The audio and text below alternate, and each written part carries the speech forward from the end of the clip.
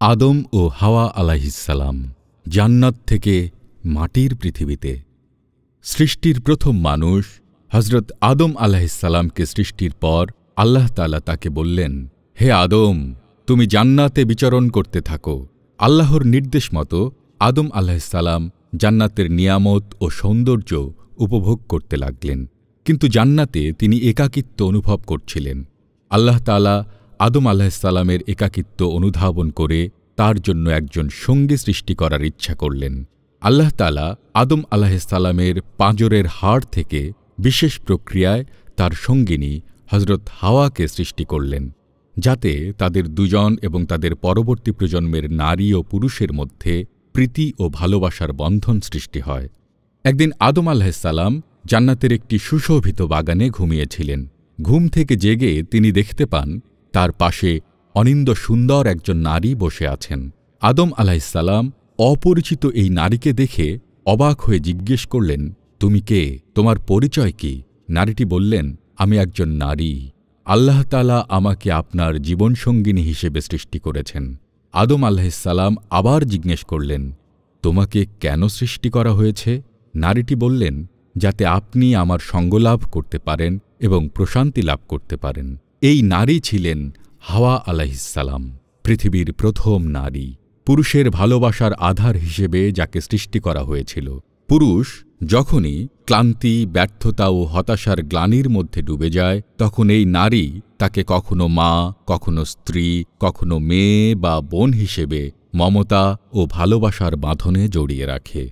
আদম আলাইহিসসালামের সঙ্গী হিসেবে হাওয়া আলাইহিসসালামকে সৃষ্টির পর আল্লাহ তাআলা তাদের দুজনকে বললেন, হে আদম, তুমিও তোমার সঙ্গিনী জান্নাতে বসবাস করতে থাকো।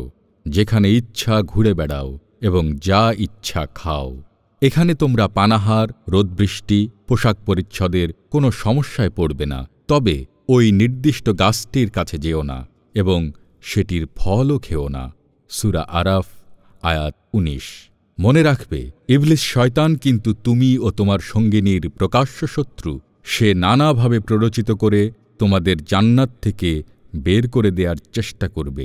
যদি এমনটি হয়, তবে তোমরাও তার মতো দুরাচারী হয়ে যাবে এবং তোমাদেরও জান্নাত থেকে বিতাড়িত করা হবে। আদম ও হাওয়া আলাইহিসসালাম আল্লাহর আদেশ বিনা বাক্যব্যয়ে মেনে নিলেন। এরপর তারা দুজন জান্নাতে নিজেদের ইচ্ছে মতো বিচরণ করতে লাগলেন।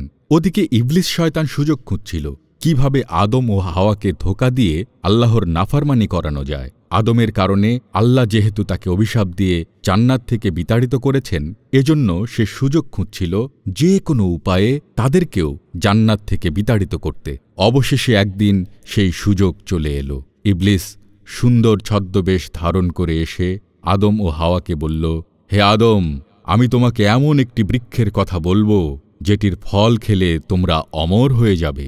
কখনো তোমাদের মৃত্যু হবে না এবং তোমাদের এমন এক সাম্রাজ্য হবে যেটি কখনো ধ্বংস হবে না। সেটি হবে অজেয়, অক্ষয়। আদম ও হাওয়া ইবলিসের মিথ্যা প্ররোচনা শুনে কৌতূহলী হলেন। ইবলিস এবার সুযোগ বুঝে বলল, সেটি হলো এই বৃক্ষ যার ধারে কাছে যেতে আল্লাহ তোমাদের নিষেধ করেছেন। আল্লাহ তোমাদের এই গাছের ফল খেতে এজন্যই নিষেধ করেছেন, যদি তোমরা এই গাছের ফল খাও তবে তোমরা ফেরেশতাদের মতো অমর হয়ে যাবে এবং জান্নাতে তোমাদের সাম্রাজ্য অক্ষয় হয়ে যাবে। এ কারণেই আল্লাহ তোমাদের এই গাছের কাছে যেতে নিষেধ করেছেন। তোমরা আমাকে ভুল বুঝো না, আমি তোমাদের ভালো চাই বলেই কথাগুলো তোমাদের জানিয়ে দিলাম। সূরা আরাফ, আয়াত ২০। শয়তানের প্ররোচনার ফাঁদে পড়ে গেলেন আদম ও হাওয়া আলাইহিসসালাম। তারা আল্লাহর নিষেধ সত্ত্বেও শয়তানের প্ররোচনায় পড়ে সেই নিষিদ্ধ গাছের ফল খেয়ে ফেললেন।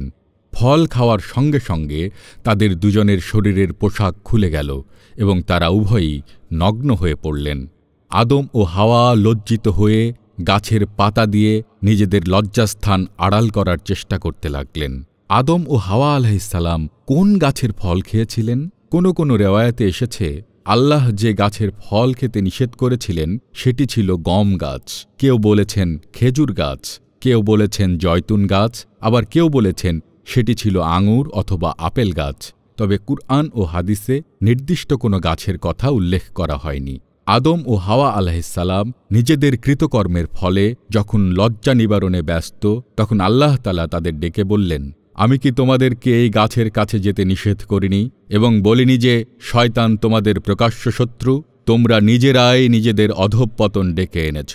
সূরা আরাফ আয়াত ২২। আদম ও হাওয়া নিজেদের ভুল বুঝতে পেরে বললেন, হে আমাদের প্রতিপালক, আমরা নিজেদের প্রতি অন্যায় করে ফেলেছি। যদি আপনি আমাদেরকে ক্ষমা না করেন এবং দয়া না করেন, তাহলে আমরা অবশ্যই ক্ষতিগ্রস্তদের অন্তর্ভুক্ত হয়ে যাব।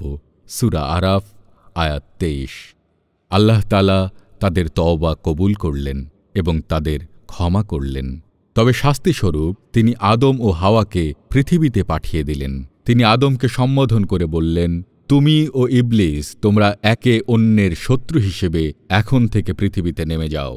তোমাদের বসবাসের স্থান হবে পৃথিবী। একটি নির্দিষ্ট মেয়াদ পর্যন্ত সেখানে জীবন ধারণের উপযোগী সামগ্রীর ব্যবস্থা রাখা হয়েছে। এই পৃথিবীতে তোমরা জীবনযাপন করবে, সেখানেই তোমাদের মৃত্যু হবে এবং সেখান হতেই তোমাদের আবার পুনরুত্থিত করা হবে। সূরা আরাফ আয়াত ২৪-২৫।